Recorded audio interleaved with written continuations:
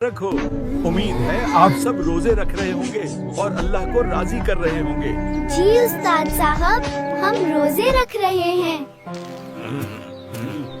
एक प्यारे से मोहल्ले में 3 बहन भाई रहते थे, अली, अंबर और उनकी बहन फातिमा। तीनों बहुत खुश अखलाक थे, हमेशा सच बोलते, बड़ों की इज्जत करते और छोटों से मोहब्बत करते। हम हर रोज किसी की मदद करेंगे और अफ्तारी के वक्त खुशियाँ बांटेंगे। रमजान में उन्होंने वादा किया था, हम हर रोज किसी की मदद करेंगे और इफ्तारी के वक्त खुशियां बांटेंगे। इफ्तार का वक्त करीब था। अम्मी की मदद से उन्होंने मिठाइयाँ और खजूरें तैयार की। फिर वो घर घर जाकर कहते, अस्सलामु अलैकुम। ये आपके लिए इफ्तारी की मिठाई है। लोग दुआएं देते और उनके दिल खुशी से भर जाते।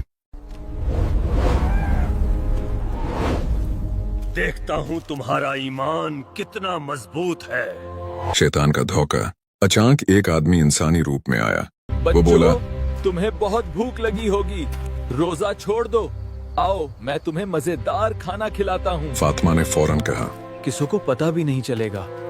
हम अल्लाह के लिए रोजा रखते हैं। अली ने मजबूती से कहा, हम अल्लाह का हुक्म नहीं तोड़ सकते। हम सब्र करेंगे मगर गुनाह नहीं करेंगे। इतना सुनते ही वो आदमी धुएं में गायब हो गया, क्योंकि ईमान के सामने शैतान कमजोर हो जाता है। इफ्तार का सुकून। अदान हुई, अल्लाह अकबर, अल्लाह अकबर। तीनों ने दुआ के साथ खजूर से रोजा खोला।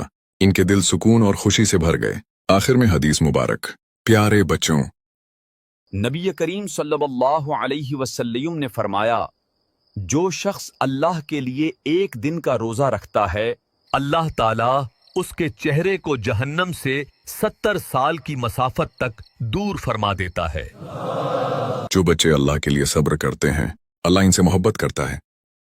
अल्लाह हमें भी अली, अंबर और फातिमा जैसा नेक और मजबूत ईमान अता फरमाए।